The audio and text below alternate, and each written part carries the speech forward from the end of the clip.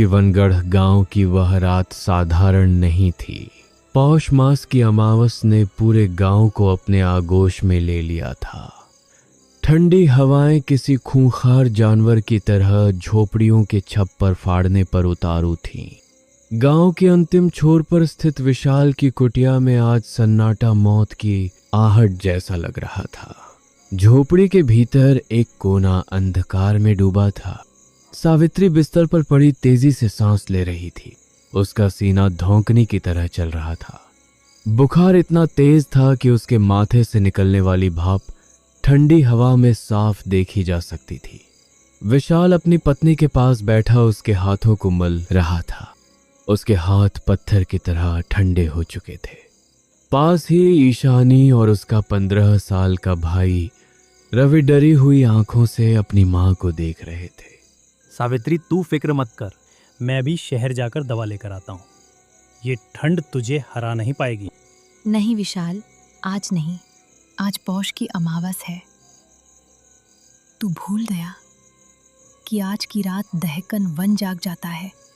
बुजुर्ग कहते थे कि आज की रात जंगल रास्ता नहीं देता, बल्कि मुसाफिरों को लील जाता है। मुझे दवा नहीं चाहिए, मुझे बस तुम दोनों का साथ चाहिए। बाहर मत जाओ, वो बुला लेगा। माँ, अगर पिताजी अकेले गए तो मुझे और डर लगेगा। मैं इनके साथ जाऊंगा। मैं अब बच्चा नहीं हूँ, मैं 15 साल का हूँ और जंगल के रास्तों को पहचानता हूँ। भैया, पापा, मत जाओ। सुना नहीं माँ ने क्या कहा? पड़ोस वाली काकी कहती थी कि जंगल में छलावा अपनी आवाज बदल बदल कर पुकारता है। अगर आप चले गए और वापस नहीं आए तो हम क्या करेंगे? सावित्री, अगर मैं नहीं गया तो तू सुबह का सूरज नहीं देख पाएगी। हकीम ने कहा था कि रात के 12 बजे से पहले ये दवा मिलनी जरूरी है। रवि, लाठी उठा और टॉर्च देख, हमें निकलना होगा। बाहर की बर्फीली हवा ने उनका स्वागत किसी बर्फीले थप्पच की तरह किया। जंगल के भीतर कदम रखते ही ऐसा लगा जैसे तापमान अचानक कई डिग्री गिर गया हो। पेहों की सूखी टहनियां आपस में टकराकर ऐसी आवाज निकाल रही थीं जैसे कोई हियां चबा रहा हो। पिताजी, हवा बहुत अजीब है। ऐसा लग रहा है जैसे कोई हमारे कान में फुसफुसा रहा है। डर मत रवि, ये सिर्फ हवा का शोर है। बस अपनी नजरें जमीन पर रख और मेरे पीछे चल। तभी घने कोहरे के बीच उन्हें एक रोशनी दिखी। वे उस रोशनी की तरफ जाने लगे। वहां एक पुरानी ल खाती हुई चाय की टपरी थी। इस निर्जन जंगल में ऐसी टपरी का होना नामुमकिन था। फिर भी वहां से आग का धुआं उठ रहा था। एक बुआ आदमी केतली हिला रहा था और 2 लोग चुपचाप बैठे थे। बाबा, इतनी रात को यहाँ दुकान? बेटा, दुकान समय देखकर नहीं, मुसाफिर देखकर खुलती है। अमावस की रात को जो यहाँ से गुजरता है वो या तो बहुत बहादुर होता है या बहुत बदनसीब। चाय पियोगे? ये चाय तुम्हारी यादों को ताजा कर देगी और जिस्म को ठंडा। कहाँ जा रहे हो मुसाफिर? आगे दहकन वन का दिल है। वहां रोशनी देखोगे तो रुकना मत। अगर कोई अपनी मां की आवाज में पुकारे तो जवाब मत देना। वो छलावा है। वो पहले तुम्हारा यकीन जीतता है, फिर तुम्हारी जिंदगी छीन लेता है। विशाल और रवि ने एक दूसरे की तरफ देखा। उनकी बातों में इतना खौफ था कि रवि के हाथ कांपने लगे। लेकिन विशाल ने सोचा कि ये लोग शायद उन्हें डराकर लूटने की ताक में हैं। उन्होंने चाय नहीं पी और आगे बह गए। विशाल और रवि ने उस रहस्यमयी चाय की टपरी को पीछे छोड़ दिया था, लेकिन उन अजनबियों की बातें उनके कानों में किसी जहरीले मंत्र की तरह गूंज रही थी। जैसे जैसे वे जंगल के और भीतर दाखिल हुए, पेड़ों की ऊंचाई और सघनता बढ़ती गई। अब आसमान की धुंधली चांदनी भी गायब हो चुकी थी। पिताजी, क्या आपने गौर किया? जब हम उस टपरी से निकले थे तब हमारे कदमों की आवाज सूखी पत्तियों पर आ रही थी, पर अब ऐसा लग रहा है जैसे हम किसी गीली चीज पर चल रहे हैं। रवि घबरा मत, ये बस तेरा वहम है। कोहरे की वजह से पत्तियां नम हो गई होंगी। तू बस दवा के बारे में सोच। हमें सावित्री के लिए वापस भी जाना है। अचानक जंगल की खामोशी को चीरते हुए एक आवाज आई। वह आवाज बहुत धीमी थी, जैसे कोई सिसक रहा हो। बाबू, मुझे ठंड लग रही है बाबू। पिताजी, ये तो ईशानी है। वो घर से हमारे पीछे आ गई क्या? नहीं रवि, पीछे मत मुड़ना। ईशानी घर पर दरवाजा बंद करके बैठी है। याद कर उस बूढ़े ने क्या कहा था, छलावा अपनों की आवाज में बुलाता है। ये वही है। आवाज अब और करीब आने लगी। ऐसा लग रहा था जैसे ईशानी उनके ठीक पीछे खड़ी है और उनका कुर्ता खींच रही है। रवि का मन हुआ कि एक बार पलट कर देख ले। पिताजी, वो आवाज बिल्कुल असली थी। उसमें वही डर था जो ईशानी की आवाज में होता है। अगर वो सच में ईशानी हुई तो? अगर वो जंगल में खो गई तो? नहीं रवि, यही तो इस जंगल का खेल है। ये तेरे दिमाग से खेल रहा है। अगर तू पलटा तो तू इस कोहरे में विलीन हो जाएगा। क्या तुझे याद नहीं पिछले साल उस चरवाहे के साथ क्या हुआ था? उसे भी अपनी पत्नी की आवाज़ सुनाई दी थी और अगले दिन उसकी देह उस पुराने कुएं में मिली थी। ये कैसा रास्ता है पिताजी? ऐसा लग रहा है जैसे हम एक ही जगह पर गोल गोल घूम रहे हैं। वो बरगद का पेड़, हम तीसरी बात से गुजरे हैं। विशाल रुका। उसने गौर किया कि रवि सही कह रहा था। वही कटा हुआ तना और वही लटकती जड़ें। जंगल रास्ता बदल रहा है, या शायद हमारी नजरें धोखा खा रही हैं। रुक, मैं इस पेड़ पर अपनी कुल्हाड़ी से एक निशान बनाता हूँ।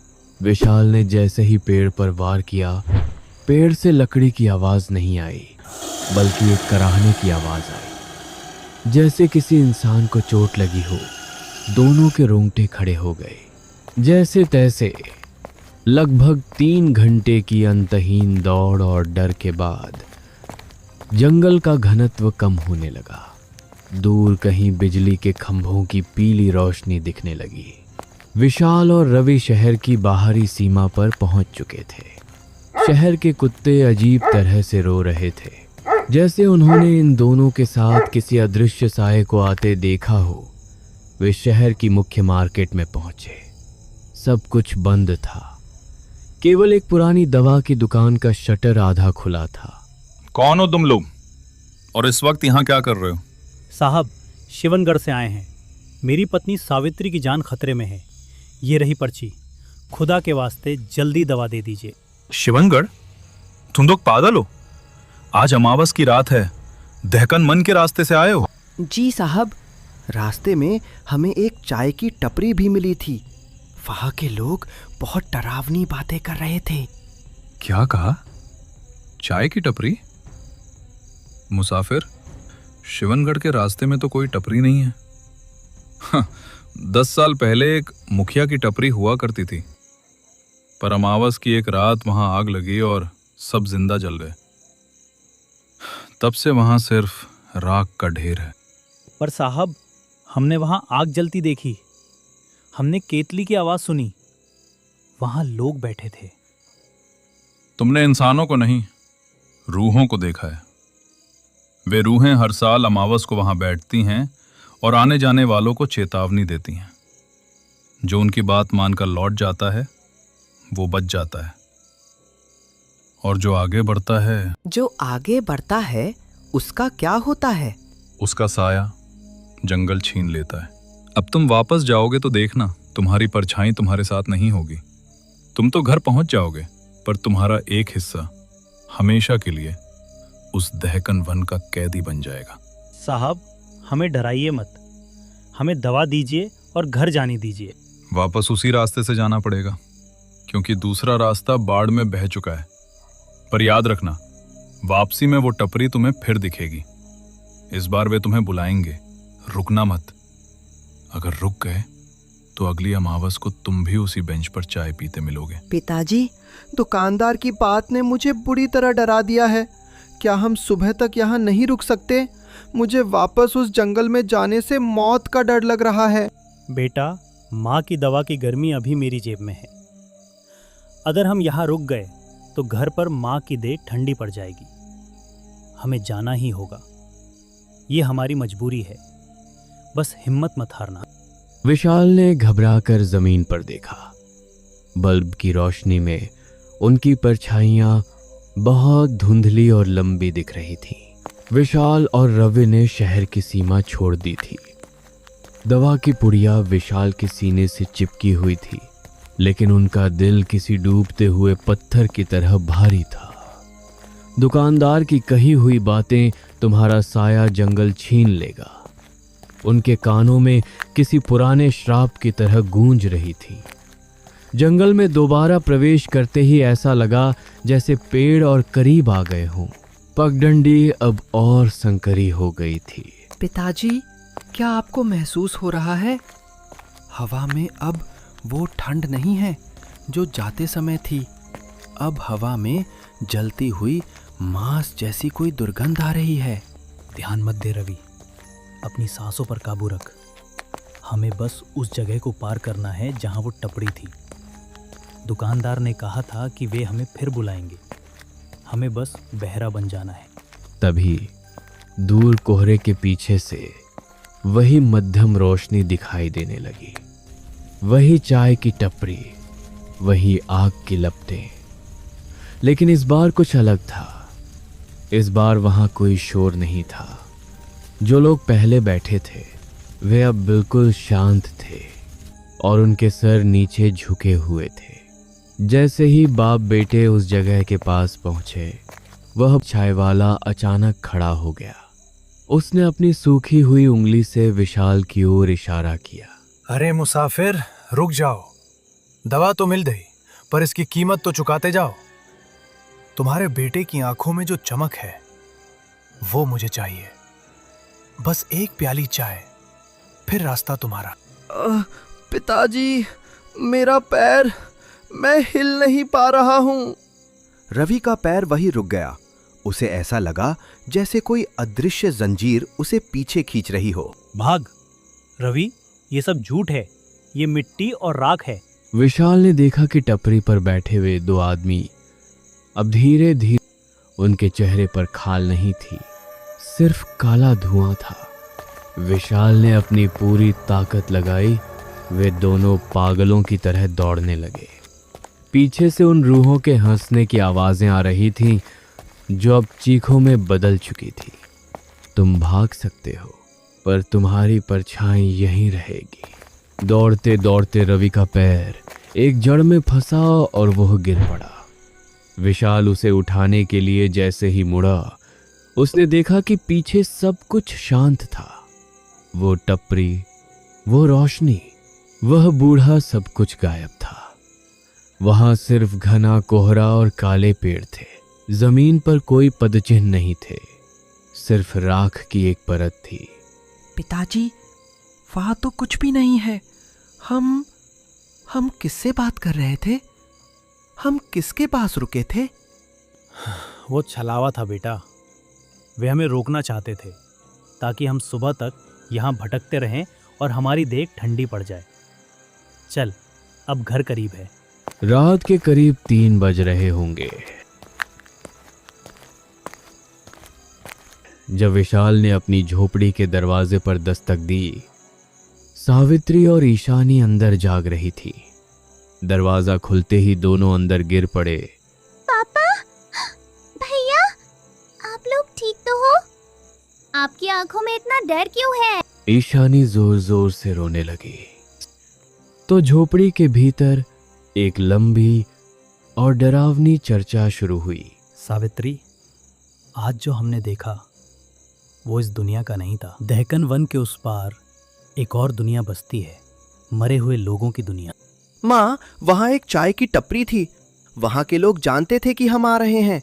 उन्होंने हमसे हमारी यादें और हमारी गर्मी मांगी, और जब हम वापस आए तो वहाँ कुछ भी नहीं था, सिर्फ मौत जैसी खामोशी थी। शिवनगढ़ के इस जंगल का इतिहास बहुत पुराना है। अमावस की रात को ये जंगल अपनी भूख मिटाने के लिए शिकार ढूंढता है। तुमने उनकी बात नहीं मानी, इसलिए तुम बच गए। पर विशाल, रवि, तुम्हारी परछाइयाँ कहाँ है? सावित्री अचानक रुक गई। उसकी नजर जमीन पर पड़ी। पूरे कमरे में सन्नाटा छा गया। लालटेन जल रही थी। ईशानी और सावित्री की परछाइयां दीवार पर साफ दिख रही थी, लेकिन विशाल और रवि जहां खड़े थे वहां जमीन बिल्कुल खाली थी। रोशनी उनके शरीर के पार जा रही थी, जैसे वे कोई पारदर्शी चीज हो। दुकानदार ने सही कहा था, उस जंगल ने हमारा एक हिस्सा छीन लिया। हम घर तो आ गए, पर हमारा साया अब भी उसी दहकन वन की टपरी पर बैठा होगा। रवि ने अपने हाथ देखे। वे असली लग रहे थे, पर उनकी छाया का न होना इस बात का सबूत था कि वे अब पूरी तरह से पहले जैसे इंसान नहीं रहे। बाहर अमावस्या की रात अब ढलने को थी, लेकिन कोहरा अभी भी झोपड़ी को घेरे हुए था। कम से कम तुम सुरक्षित हो। दवा काम कर गई।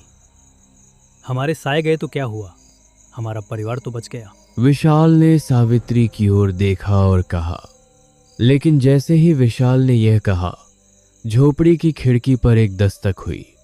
बाहर से एक परिचित आवाज आई, बिल्कुल विशाल जैसी आवाज। सावित्री, दरवाजा खोलो, मैं दवा लेकर आ गया हूं। अंदर बैठे विशाल और रवि के रोंगटे खड़े हो गए। जो बाहर खड़ा था वह विशाल का साया था, जो अब खुद विशाल बनकर वापस आ गया था। कहानी इस डरावने एहसास के साथ समाप्त होती है कि असली विशाल अंदर है या बाहर, ये कोई नहीं जानता। दहकन वन का छलावा उनके घर के दरवाजे तक पहुंच चुका था। शिवनगढ़ की वह अमावस कभी खत्म नहीं हुई।